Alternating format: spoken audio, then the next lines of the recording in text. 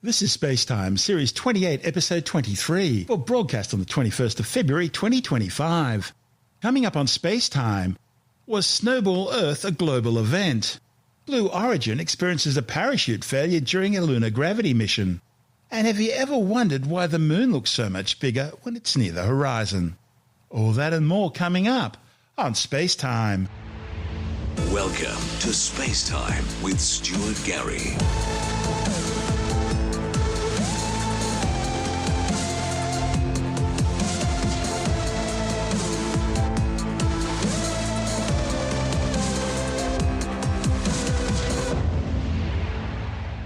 Geologists have uncovered strong evidence that massive glaciers covered the Earth all the way from the poles down to the equator hundreds of millions of years ago. The findings, reported in the Proceedings of the National Academy of Sciences, supports the long-standing hypothesis known as Snowball Earth. It suggests that from about 720 to 635 million years ago, and for reasons that are still unclear, a runaway chain of events radically altered the planet's climate. Temperatures plummeted, and ice sheets that may have been several kilometres thick crept over every centimetre of the planet's surface. The study's lead author, Liam Courtney Davies from the University of Colorado Boulder, says these findings present the first physical evidence that Snowball Earth really did reach the heart of continents at the equator. To reach their conclusions, the authors looked at the front range of Colorado's Rocky Mountains. Courtney Davies says a series of rocks they nicknamed the Tava Sandstones hold clues about this frigid period in Earth's past. The authors used a dating technique called laser ablation mass spectrometry. It zaps minerals with lasers in order to release some of the atoms inside. They showed that these rocks had been forced underground between 690 and 660 million years ago, in all likelihood due to the weight of the huge glaciers pressing down from above. Courtney Davies says the research will help scientists better understand a critical phase not just in the planet's geological history, but also in the history of life on Earth as well. See, the first multicellular organisms may have emerged in oceans immediately after Snowball Earth thawed. He says if you have the climate evolving, you have life evolving with it, and all these things were happening during the Snowball Earth upheaval. The term Snowball Earth actually dates back to a paper published in 1992. But despite decades of research, scientists are yet to agree whether the entire globe actually froze over. For example, geologists have discovered the fingerprints of thick ice from this time period along ancient coastal areas, but not within the interior of continents close to the equator. And this is where Colorado enters the picture. At that time, Colorado didn't sit in the northern latitudes where it does today. Instead, it rested over the equator as a landlocked segment of an ancient supercontinent. So if glaciers formed there, scientists believe they could have formed anywhere. And it's the search for that missing piece of the puzzle which brought Courtney Davies and colleagues to the Tava Sandstones. Today, these features poke up through the ground at several locations along Colorado's Front Range, most notably around Pikes Peak. Now, to the untrained eye, they might seem like ordinary-looking yellowish-brown rocks, running in vertical bands between a centimetre and several metres wide. But for geologists, these features have an unusual history. They likely began as horizontal sands on the surface of Colorado sometime in the past. Courtney Davies says forces then pushed them underground, like claws digging into the Earth's crust. They became classical geological features known as injectites that often form below ice sheets, including in modern-day Antarctica. The authors wanted to find out if the Tava Sandstones were also connected to ice sheets. To do that, they first calculated the age of mineral veins that were slicing through these features. They collected tiny samples of the minerals, which were rich in iron oxide, essentially rust, and then hit them with a laser. In the process, the minerals released small quantities of uranium. Now, because uranium decays into lead at a set rate, the authors could use that as a sort of atomic time marker to determine the age of the rocks. And the findings suggest that the Tava Sandstone had been pushed underground at the time of Snowball Earth. It means that at that time, thick ice sheets formed over Colorado, exposing the sands to intense pressure. Eventually, and with nowhere else to go, they pushed down into the bedrock below. This is SpaceTime. Still to come, Blue Origin experiences a parachute failure during its lunar gravity mission, and have you ever wondered why the moon always looks bigger when it's near the horizon? All that and more still to come on SpaceTime.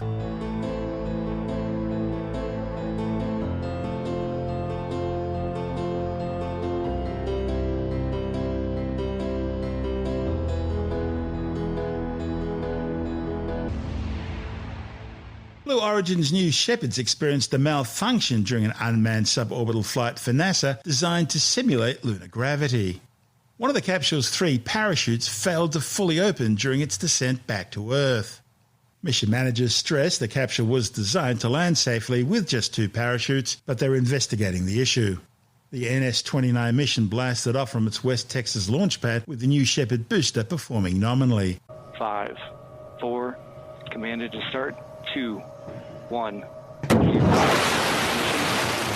and liftoff. Shepard has cleared the tower, heading to space. All right, we've hit MECO, main engine cutoff. Shortly here, we'll see separation. The 0G indicator means that we have reached separation of the 2 vehicles, and now the crew capsule and the booster are now coasting to their apogees simultaneously. After deploying the capsule, the reusable booster made a successful vertical touchdown back on its landing pad 7 minutes after launch. Descending, the booster is nearing the ground right now. Those air brakes have deployed, which is really cutting the booster's velocity down. All right, there's engine relight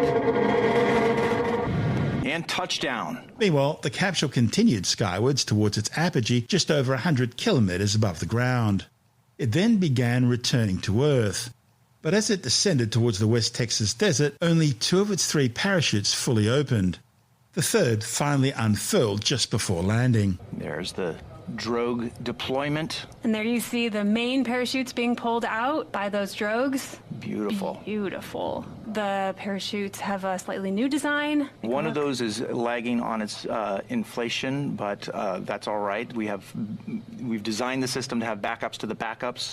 This system can safely land with fewer than 3 parachutes. So we're going to continue following this as it approaches the West Texas desert for the capsule descent. That's the correct expected descent speed for the capsule after the parachutes have deployed, right about 16 miles an hour. Yeah, now as we descend under parachutes, now they are essential for providing a gentle touchdown of our capsule, but not many backup systems. One of the nominal systems we use for touchdown is our retro thrust system that might kick up a little bit of dust. And that 3rd chute looks like it has now inflated, which is great. And touchdown. All right. Beautiful touchdown of the capsule today on our 29th mission here. Incredible to see. Now our capsule recovery team is currently driving out in a convoy. They're going to meet the capsule. They're going to safe the vehicle and open the hatch and extract some of the payloads today. The mission was carrying 16 payloads inside the capsule, plus 1 mounted externally. All were designed to test in simulated lunar gravity during the flight. These include packages designed to test in situ resource utilization, performing construction and excavation on the lunar surface. There was the Lunar G combustion investigation package, designed to understand material flammability on the lunar surface compared to Earth, measuring flame propagation directly during the flight. Other experiments included instruments to detect subsurface water, instruments to look at dust mitigation, studies looking at flow physics and phase changes in lunar gravity, advanced habitation systems, sensors and instrumentation performance, spacecraft avionics, and entry, descent and landing systems. The payloads were able to experience 2 minutes of lunar gravity, simulated thanks to the capsule's new reaction control system, rotating the module at a rate of 11 revolutions per minute. That spin was enough to simulate 1/6 Earth's gravity, which is about the same as lunar gravity. Previously, the Moon's gravity could only be simulated for a few seconds at a time, usually using a centrifuge drop tower or for 20 seconds on board a parabolic jet flight. This is SpaceTime. Still to come, have you ever wondered why the Moon always looks bigger when it's on the horizon? And later in the science report, a new study suggests that just like cats, wolves may have actually domesticated themselves. All that and more still to come on SpaceTime.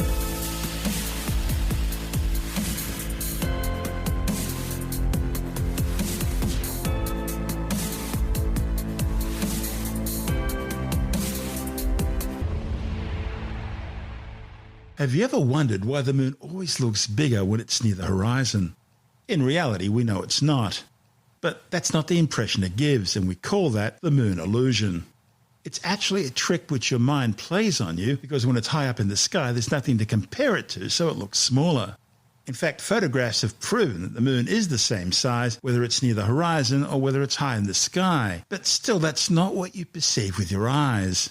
It's simply an illusion, rooted in the way one's brain processes visual information. Even though people have been observing it for thousands of years, there's still not a satisfying scientific explanation for exactly why we see the moon the way we do. Go out on any night of the full moon, find a good spot, and just watch it rise or set. It's always a breathtaking experience. And it's always fascinating how when we observe the moon near the horizon, it looks huge, whether it's peeking over the shoulder of a distant mountain, rising out of the sea, hovering behind a cityscape of buildings, or simply looming over a thicket of trees. But of course, in reality, it's all in your head. The moon's seeming bigness is simply an illusion rather than any sort of effect of our atmosphere or some other type of physics. And if you want to, you can prove it for yourself in a variety of ways. Just hold up your outstretched index finger next to the moon. For most people, you'll find your fingernail and the moon are about the same size. So when you look at it high in the sky, and then you look at it when it's near the horizon, you'll find its diameter hasn't changed. Another way to size check the moon is to take a photo when it's near the horizon, and then another when it's high in the sky. So if you kept your camera zoom settings the same, you'll find that the moon's the same width side to side in both images. In fact, it may actually appear a little bit squashed in the vertical direction when it's near the horizon. That's the result of the atmosphere acting like a weak lens. But there is one notable way in which the moon's appearance is actually different when it's low in the sky. See, it tends to have a more yellow or orange hue compared to when it's high overhead. This happens because when it's on the horizon, the moon's light's travelling a longer distance through the atmosphere. Now, as this light travels further, more of the shorter, bluer wavelengths of the light are scattered away. It's called Rayleigh scattering, and that leaves more of the longer, redder wavelengths to reach your eye. Dust and pollution can also deepen the reddish colour. So, as to our original question, why the moon looks big on the horizon, well, we don't know. In general, the proposed explanations have to do with a couple of key elements of how humans perceive the world around them, how the human brain perceives the size of objects that are near and further away, and how far away we expect objects to be when they're near the horizon. It seems our brains can't comprehend that the moon's distance doesn't change that much no matter where it is in the sky on a given night. And there's also something about the objects in the foreground of your lunar view that play a role. Perhaps trees, mountains and buildings help trick your brain into thinking the moon's both closer and bigger than it really is. There was an effect discovered about a century ago called the Ponzo illusion that describes how this works. In this illusion, you have a scene where two lines are converging, like railroad tracks stretching away into the distance. Now on top of these lines, draw two horizontal bars of equal length. Surprisingly, the horizontal bars appear to be different sizes because your brain's hardwired sense of how distance works forces you to perceive it in this way. This effect is related to how forced perspective works in paintings. Trouble is, it's not a perfect explanation. NASA astronauts in orbit also see the moon illusion, and they don't have any foreground objects to act as distance clues, so there's clearly a lot more going on that we simply don't understand. This report from NASA TV. So why does the moon look larger on the horizon? The short answer is we don't know. We've been talking about this for 2,000 years. Aristotle mentions it. And in our own time, scientists are designing experiments to figure out exactly what's going on, but there's no consensus yet. Here's what we do know. The atmosphere isn't magnifying the moon. If anything, atmospheric refraction squashes it a little bit. And the moon's not closer to us at the horizon. It's about 1.5% farther away. Also, it isn't just the moon. Constellations look huge on the horizon too. One popular idea is that this is a variation on the Ponzo illusion. Everything in our experience seems to shrink as it recedes toward the horizon. I mean, clouds and planes and cars and ships. But the moon doesn't do that. So our minds make up a story to reconcile this inconsistency. Somehow the moon gets bigger when it's at the horizon. That's one popular hypothesis, but there are others. And we're still waiting for the experiment that will convince everyone that we understand this. So why does the moon look larger on the horizon? We don't really know, but scientists are still trying to figure it out. And in that report from NASA TV, we heard from NASA scientist Ernie Wright. This is SpaceTime.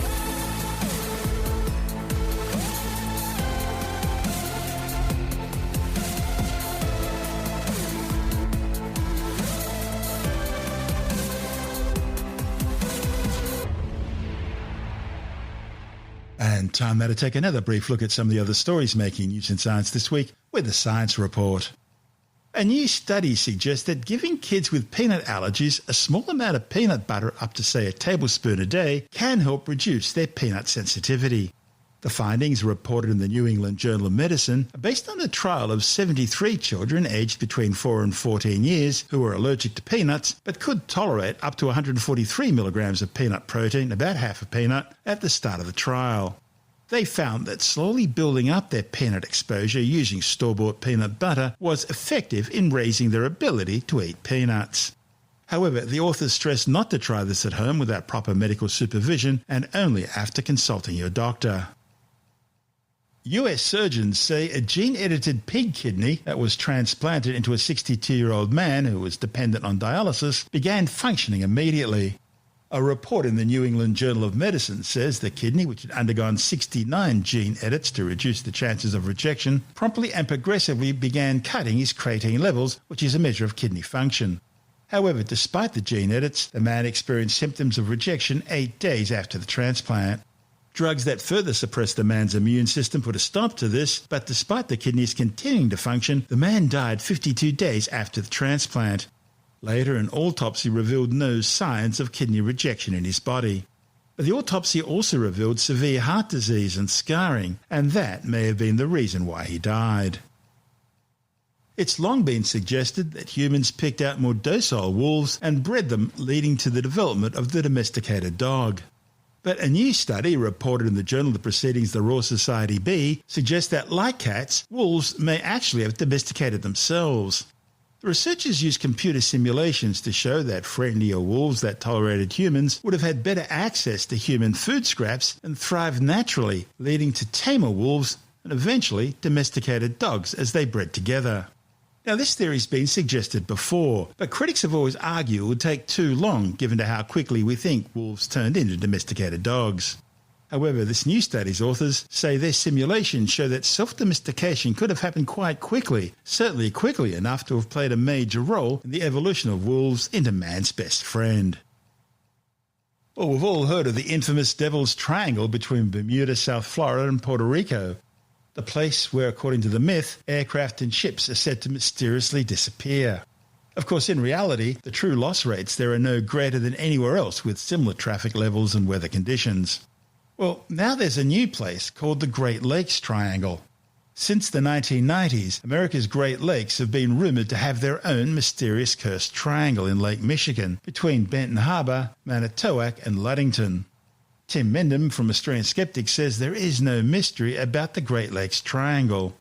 Researchers have known for years where most of the shipwrecks are located and why the vessels went down, though he does admit some 225 are mysteriously still missing. Yeah, there's a triangle everywhere, apparently, where mysterious things happen. Obviously, Bermuda Triangle, there's an Alaska Triangle, there's a Devil's Sea Triangle off Japan. You'll probably find triangles that are popping up all over the place. Triangles are a very convenient shape. All you need is 3 places and you've got a triangle. But this story about the Lake Michigan Triangle, or the Great Lakes Triangle up in the North US, southern Canada, hasn't been around that long. The story goes that it's an area where ships mysteriously disappear and never found no reason for it. And it started off in 1975, apparently, with a newspaper article that was pretty much a joke. At that time, people referred to the Michigan Triangle, and then a year later, there was a book came out that didn't sell quite as well as the Bermuda Triangle books, but it was around, and it sort of disappeared a bit, and then it sort of has come back again, often promoted by tour guides who like to sort of race in these sort of interesting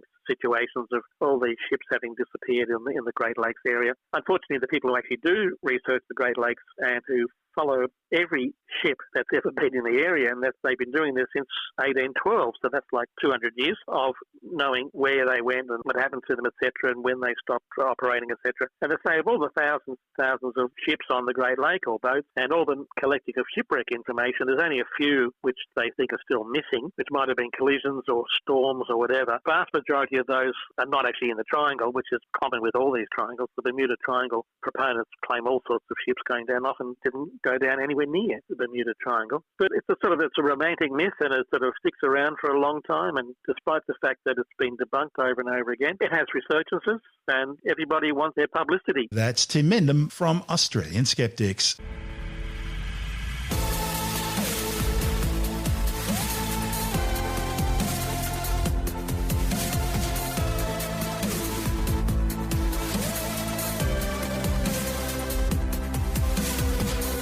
that's the show for now.